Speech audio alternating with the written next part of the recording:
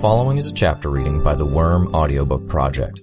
Please support the original author at parahumans.wordpress.com. Thank you and enjoy.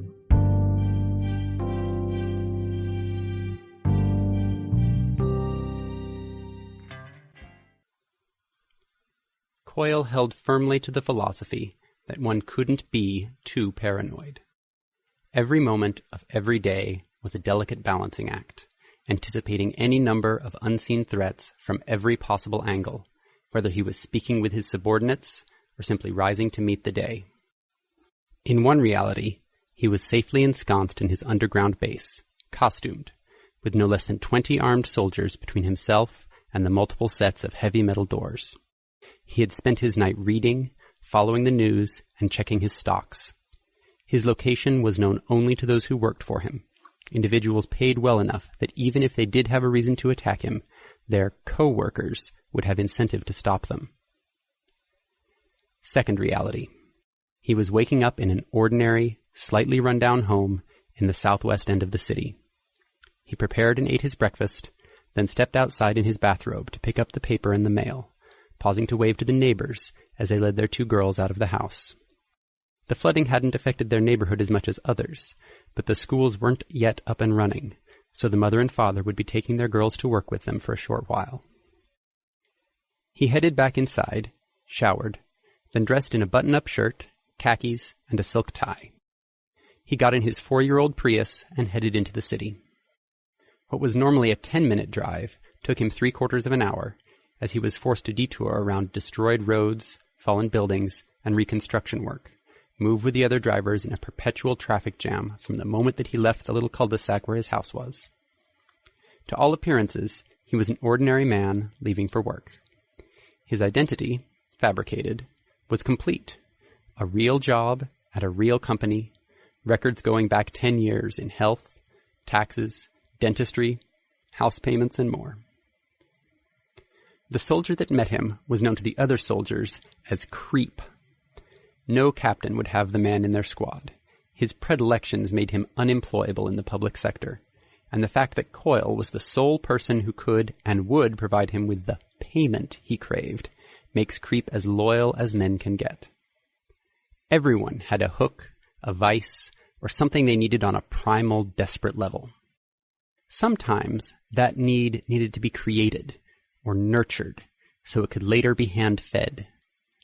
Those people who were driven by such things, carried that craving for something especially close to the surface, were among Coyle's favorite people, coming in a very close second to people who were useful.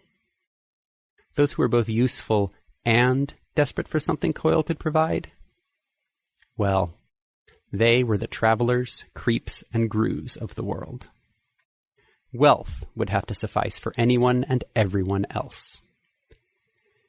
Creep remained the one individual that had the opportunity to discover Coyle with the mask off, so it was worth buying his loyalty.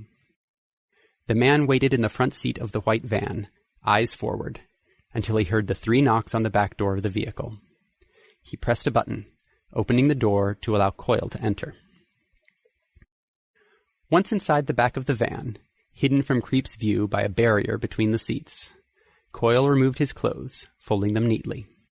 He donned his costume, his second skin.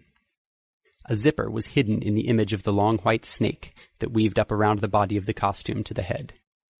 He drew it together around himself, tucked the metal tab of the zipper into a flap at his ankle.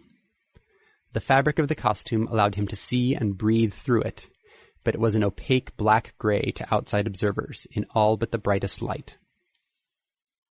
He was spending less and less time in his civilian identity these days, to the point that he was pondering dropping it altogether.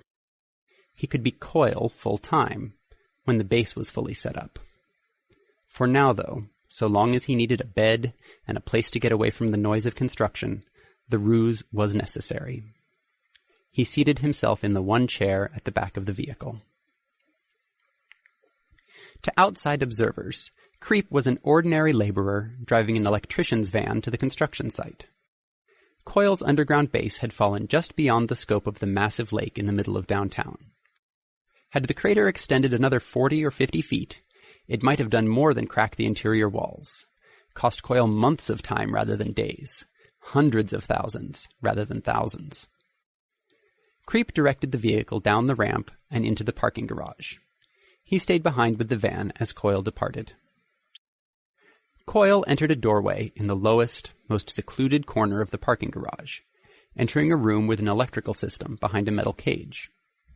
Opening the door to step into the cage, passing around behind the electrical box, and passing through the concealed doorway there, he reached the heavy vault door that marked the entrance to his underground base. Even after he was inside, with 2 employees waiting to greet him, a contingent of his squad captains standing at the ready, he remained careful. Back in the other reality, he stood from his computer, traveled into the room beside his own. He paused in the doorway, staring at the girl who lay on the cot. She was dressed in white, unmoving, but for the rise and fall of her ribcage, her eyes open. "It's morning, pet. You know what questions I ask you." "It's morning," she asked, head rising. "I feel like I just had dinner. Candy?" "No, pet. It's too early. Now please answer my question." "Petulant," she replied. 0.252% chance there's any problems here in the next hour. 3.7441% chance there's any problems before lunchtime. "Good girl," he spoke. With that, he collapsed that world where he had stayed up all night, studying the news, following international business trends, tracking the details on his troops' most minor operations. He helped ensure the success of the major ones with his power. The reality swiftly faded, leaving only the world where he had had a full night's sleep, ate a hearty breakfast, drove to the base with Creep. Only the memories and knowledge remained. Standing before his employees and soldiers, he divided realities once more, leaving only a heartbeat between the erasure of one existence and the creation of another. He often wondered if he really was creating the realities, or if it was solely in his perception, foretelling futures to the extent that they hinged on his actions. He'd asked his tattletale, and she hadn't had an answer for him. He hated these moments, before he'd acquired his pet and the assurances she provided. These were the times when he was most vulnerable, when he'd just started a fresh use of his power, his selves so close to one another. It was sadly inevitable, unless he found a way to expand to a third world. Though he knew the chance of danger was minuscule, that his pet could not lie to him if she had wanted to, he still made efforts to distance the 2 worlds as much as possible. The first reality.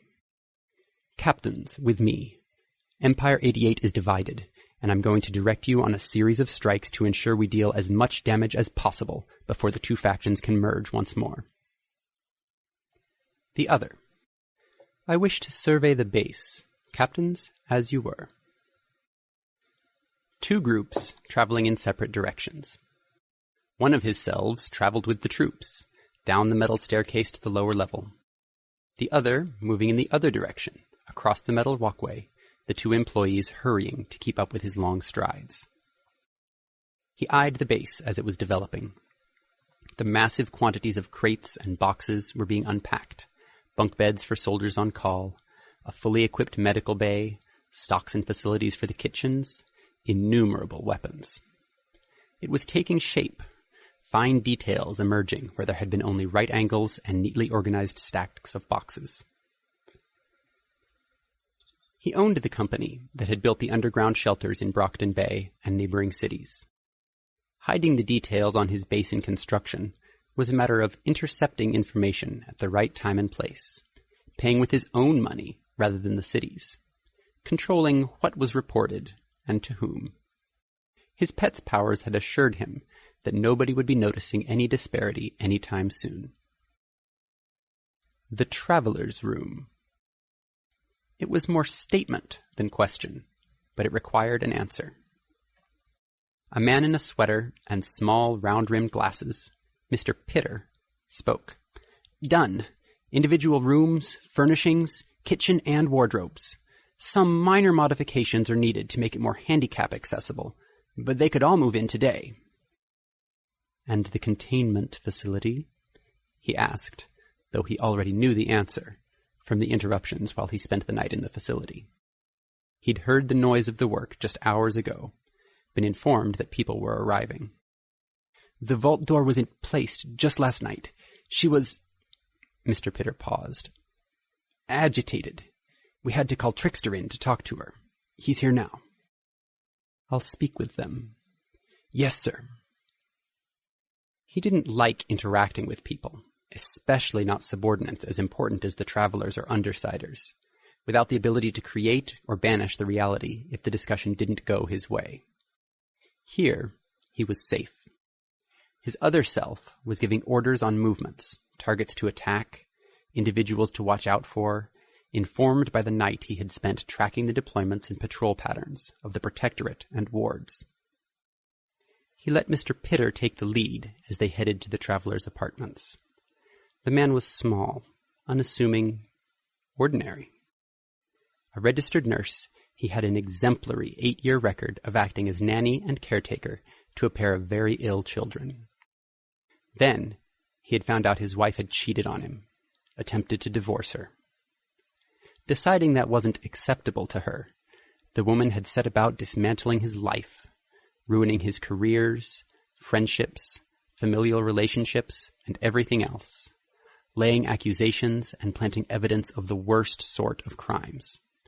The sort of accusations and suspicions that a male nanny had to be leery of at all times.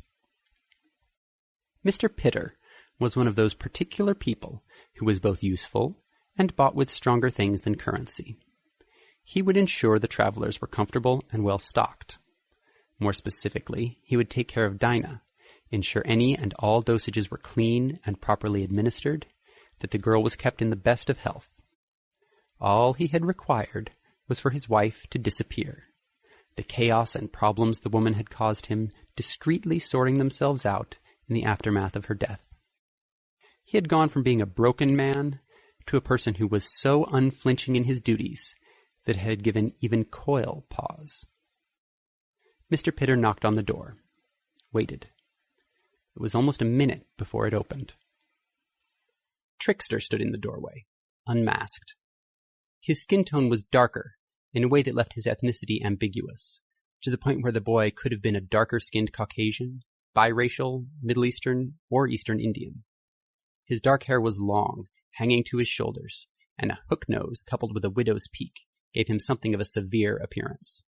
His eyes, normally sharp, were bleary with sleep. Are you really that sadistic, Mr. Pitter? I get dragging me here at 5 a.m. if Noelle needs it, but waking me up 3 hours later? The nanny didn't reply, instead stepping out of the way to give Trickster a better view of Coyle. Trickster leaned out of the doorway to look his employer up and down, picked some sleep from the corner of his eye with his thumbnail. Damn it. Okay. Thank you, Coyle replied. I would like to speak with your friend downstairs. Past experience has suggested this works best if you act as an intermediary. I don't know if that's a great idea. Indulge me. Would you like me to wait while you wash your face? Get dressed? If we're just going to talk to her, and if you don't have anything else for me to do, I'll probably go straight back to bed after. As you wish.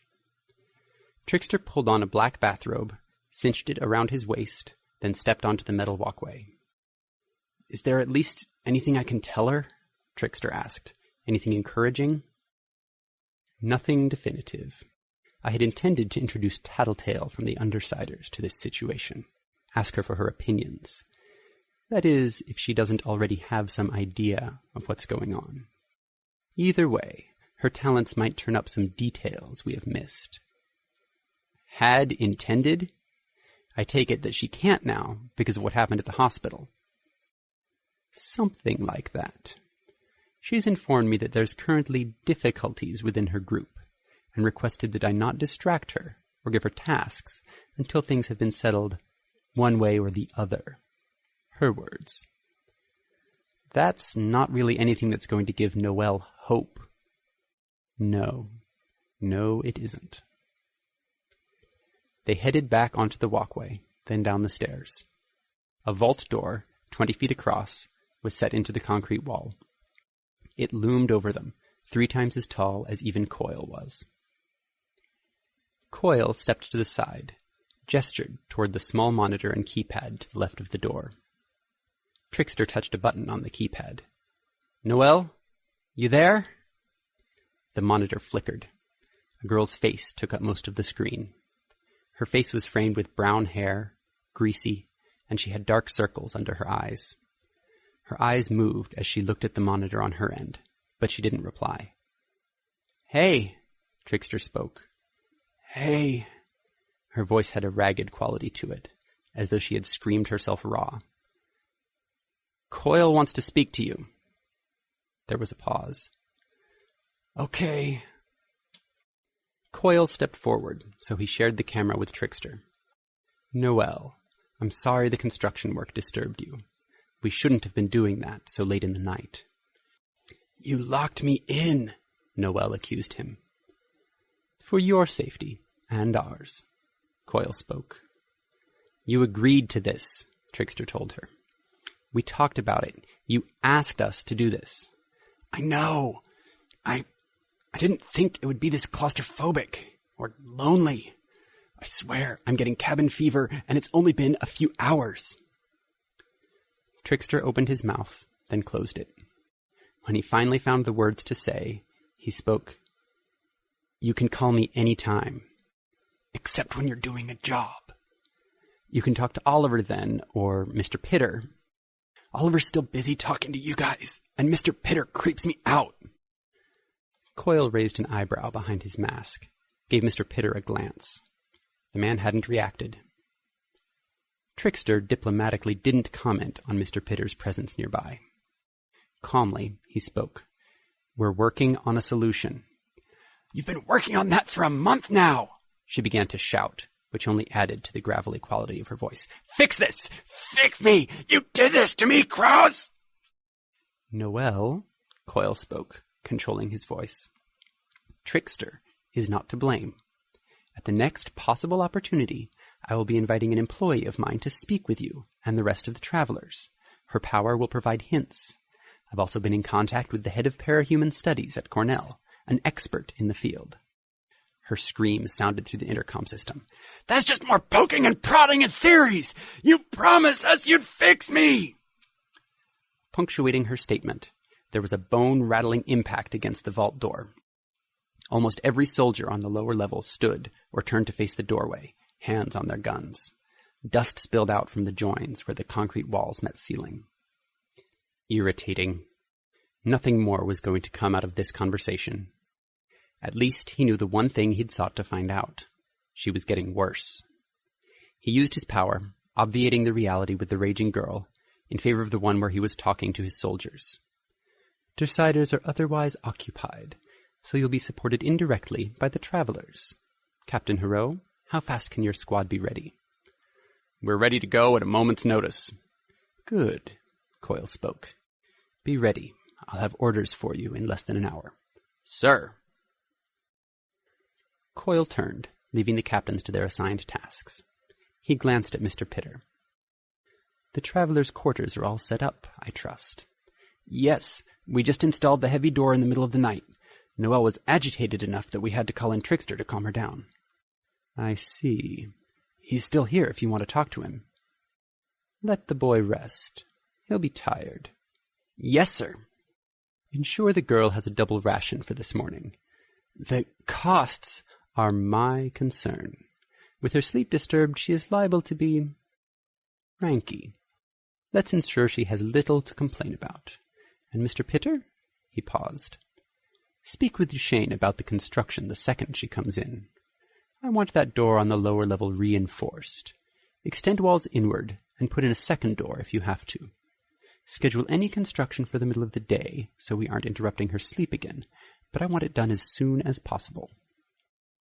The man nodded, correctly interpreted the order as a dismissal, and hurried off. That left him with one remaining assistant following after him, Cranston. "Anything urgent?" "No, sir. The businesses you purchased are still struggling in the wake of the catastrophe, but we've received insurance payments. Good. We'll discuss it later. Yes, sir. Cranston hurried off. Coyle returned to the end of the complex furthest from the entrance, entered his quarters. He paused at his computer to check his emails and the latest news feeds.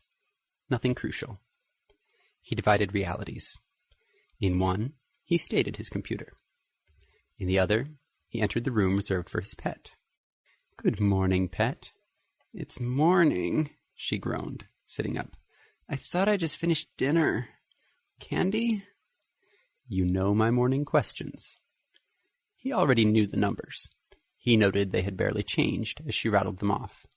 But if he always canceled out the reality where he asked her for the chance of any danger in the morning, and never asked again because it would be redundant, she would never remember.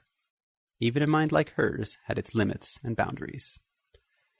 The chance my grand plan is a success, ignoring any use of my powers. 72.20021%. Pleasing. It was a number he could raise in the ensuing days and months with the use of his power. Interestingly enough, the number was better than it had been before Leviathan attacked. Chance the issues with the Undersiders will be resolved. Don't understand. He frowned. Another limitation. She needed to be able to visualize the scenes. What is the likelihood that the Undersiders will still be serving under me at the point in time my plan succeeds or fails? To 1 decimal point. 65.6. But they aren't all the same Undersiders. Oh. He rubbed his chin. The chance that my plan succeeds with this new group versus the old. I don't understand. My head's starting to hurt. Just 1 or 2 more, pet. If the group changes, is it more likely that my plan succeeds? To 1 decimal point.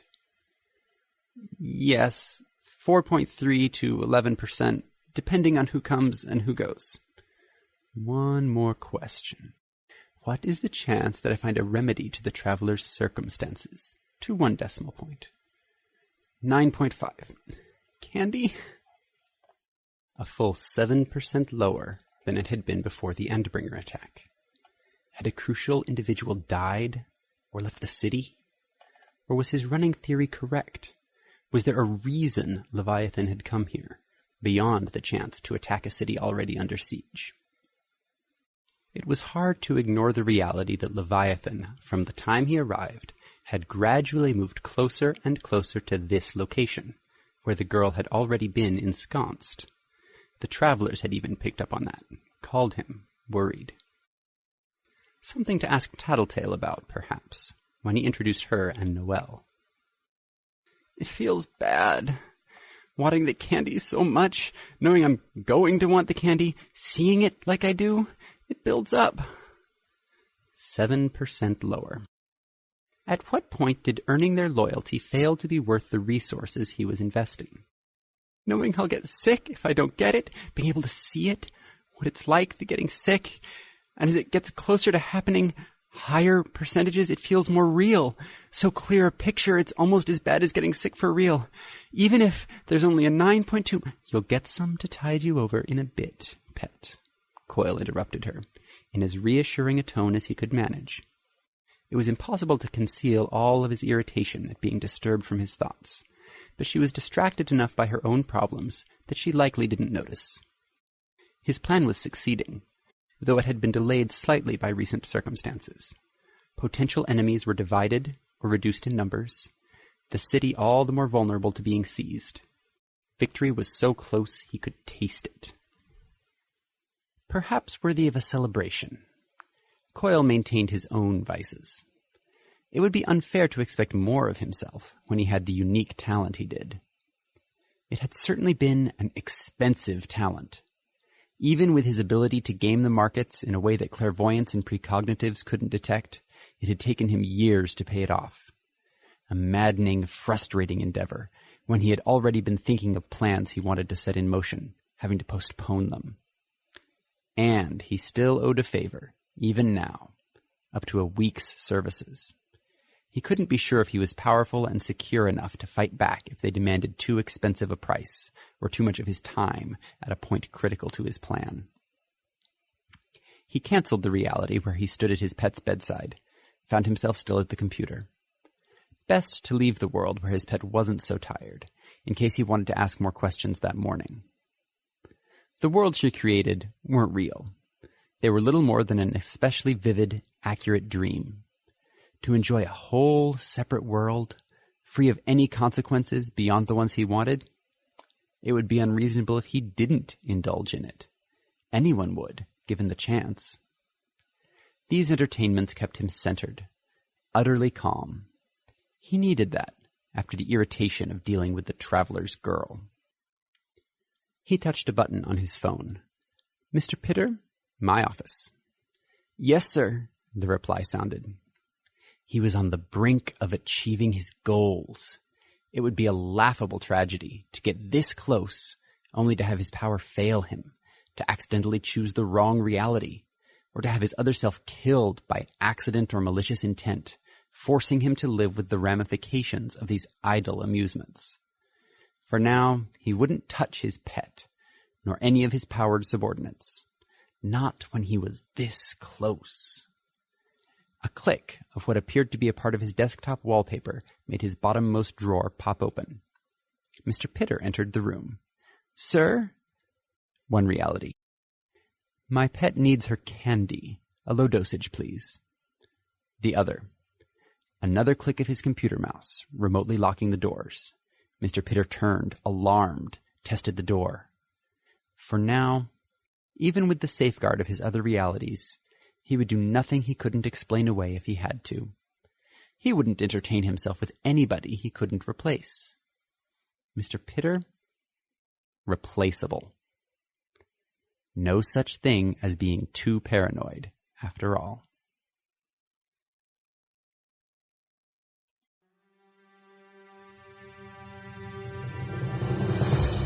Hi, this is Rain. You just finished listening to a chapter from Arc 8, Extermination, from the web serial Worm by J.C. McCrae. This production is brought to you by the Worm Audiobook Project. If you would like to know more about us or to volunteer your own services, please check us out at audioworm.rein-online.org. You can download or listen to every chapter directly from our site, or you can find us on iTunes or any podcast app under Worm Audiobook. Thank you for listening.